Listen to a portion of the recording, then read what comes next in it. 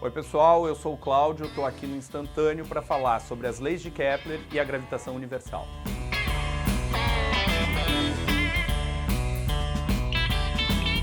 O homem sempre tentou explicar o que acontecia no espaço, como é que funcionava o movimento dos planetas. A teoria mais aceita é a de Johannes Kepler, um físico alemão que propôs que os planetas giravam em volta do Sol numa trajetória elíptica. Esse movimento foi descrito pelo Kepler em 3 leis. Essas leis, elas não explicam nunca a causa do movimento, mas explicam e descrevem como ela acontece. A maior parte dos dados que o Kepler usou para fazer seus cálculos vieram de um astrônomo dinamarquês chamado Tycho Brahe. O Brahe observava o movimento dos planetas e anotava tudo, mas ele não tinha habilidade matemática para montar esse modelo. O Kepler, então, foi contratado por ele para fazer essa descrição matemática. A primeira lei de Kepler diz que os planetas descrevem órbitas elípticas em volta do Sol e não circulares, e o Sol não está no centro da órbita, o Sol está deslocado, está em um dos focos da elipse.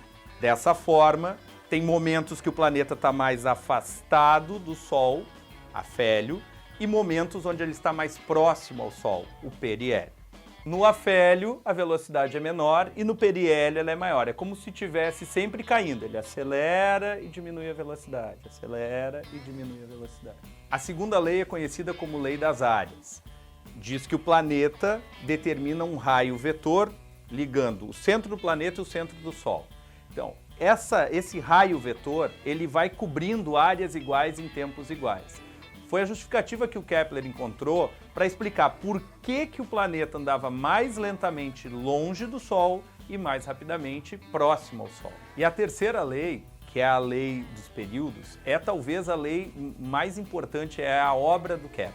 O que diz essa lei? Essa lei relaciona o período de translação do planeta com a distância que ele está do Sol, a distância média dele.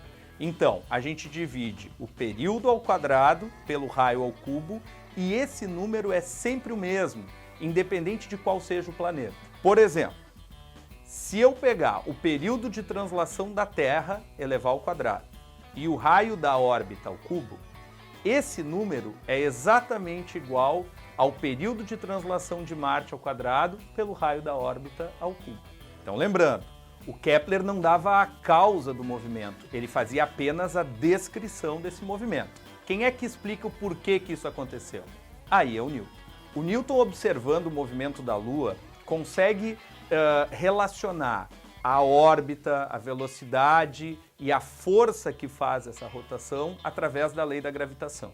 A lei da gravitação universal tem esse nome porque, para o Newton, a física que valia na Terra tinha que valer no espaço.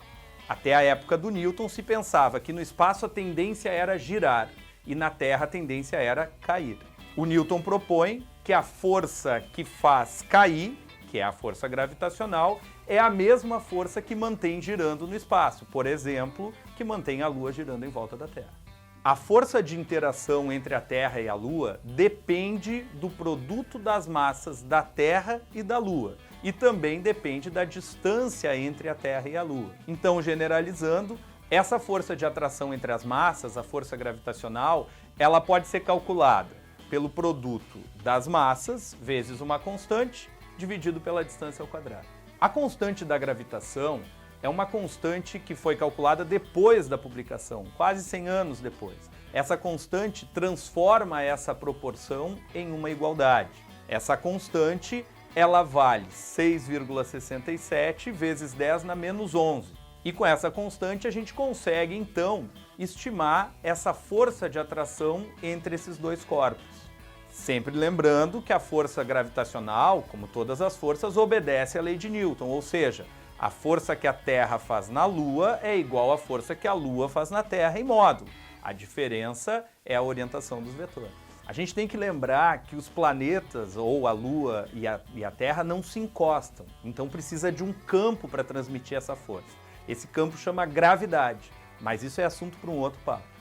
É importante que tu saiba relacionar e saiba interpretar quem fez a descrição, que é o caso do Kepler, e quem explicou o porquê que acontece, que é a força do Newton.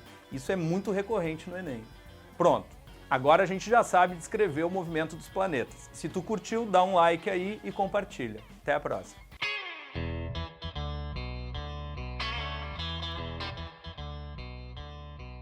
Tá, vamos lá. Valeu.